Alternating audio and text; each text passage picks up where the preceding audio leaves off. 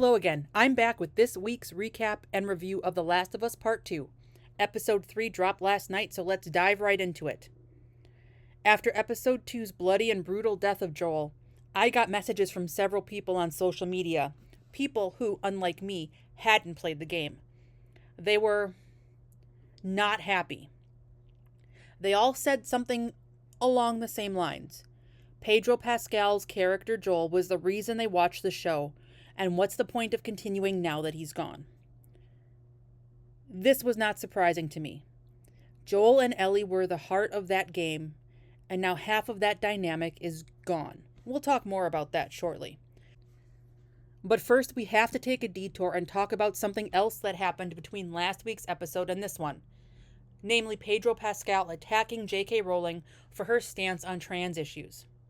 Pascal, who has a trans relative, called J.K. Rowling heinous and a loser after Rowling celebrated the UK Supreme Court ruling that defined women as adult human females. He also called for a boycott of HBO's upcoming $2 billion Harry Potter series. At least one person I know has made it clear he's boycotting The Last of Us Season 2 over Pascal's comments. I doubt he'll be alone. And I have to wonder how ticked off the HBO execs are to have one of their biggest stars try to undermine one of their biggest properties and one of the biggest IPs in the world, Harry Potter. They can't be happy with Pedro Pascal because not only is he trying to harm the Harry Potter series, which is in the early stages of production, but he may have very well harmed his own show in the process. We'll see what happens on that, but back to the episode. Where are we now? Joel is dead. Jackson is rebuilding. And unlike the game, the time from Joel's death to Ellie's departure for Seattle lasts several months. We get to see Ellie in the hospital. We get to see the town rebuilding. We get to see the town mourning Joel's loss. It's winter when Joel dies, and in the spring, the town council finally gets around to meeting to decide whether or not they will send people from Jackson to seek vengeance on Abby and the WLF.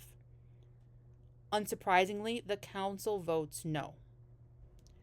After the town council votes no, obviously Ellie is undeterred, and this is where the show makes a huge departure from the game.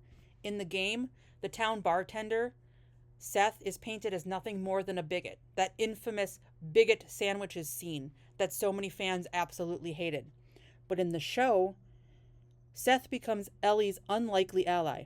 He is in favor of going after Abby and her crew and says so at the town council meeting. They came into our house. They took one of ours. Seth is also the one that gives Ellie and Dina the supplies they need as they head to Seattle in the middle of the night.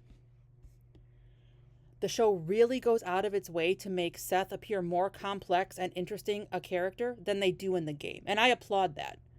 They did something very similar to Bill and his partner Frank in the first season, and I liked that episode as well. So that tells me maybe they did learn a little bit from the fan criticism of how Seth was portrayed in the game in the whole bigot sandwiches episode. Here's what Neil Druckmann had to say about that. We saw him be a bigot towards Ellie and Dina on episode 1. And here he is the one that is standing up to help Ellie. And you might not think that'd be the case, but people are complicated. We also get introduced to the Seraphites, that religious cult-like faction in Seattle that we talked about earlier. And we get to see the aftermath of an encounter with the WLF and the Seraphites, which horrifies Dina and Ellie and solidifies their thought that going after Abby and her crew is the right thing to do. We also get the first hint that something is not right with Dina as she throws up after finding the bodies of the Seraphites.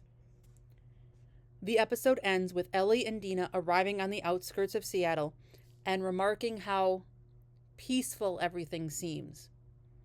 Spoiler alert, it will not remain peaceful, as we saw with the Seraphites in that last segment. So how did the show do?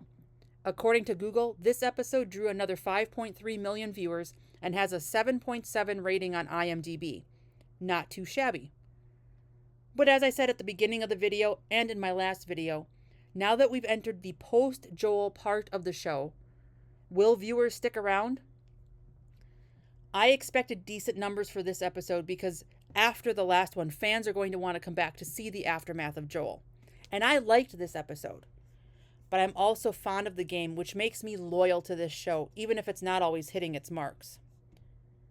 But now that Ellie has to carry the show and Joel will only show up in flashbacks, I don't know if fans will stick around. Will those fans also overlook Pedro Pascal being an absolute ass? Will HBO and Disney ignore what he said? I expect to see a drop-off in viewership as we head into the latter half of the season. Maybe I'll be wrong, but I'm probably not. Overall, episode 3 was a solid performance, and I liked it. We'll see what happens as we finish up the rest of the season. And regardless, I'll be back next week after episode 4 with my recap and review. As always, thank you for watching. Please remember to click like, subscribe, and share, and we'll see you on the next video.